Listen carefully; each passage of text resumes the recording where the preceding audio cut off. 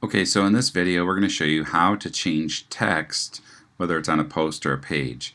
So in this case we'll pick pages, and then we'll pick our sample page. We're going to click on edit, and then all this text, let's say we were happy with it and we simply wanted to change this first sentence to say something like, this is some new text.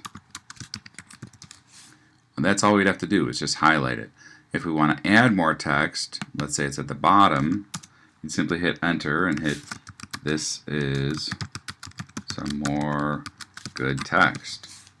So once we do that, we click on update and then view page, and we can see it says this is some new text, and at the bottom it says this is some more good text.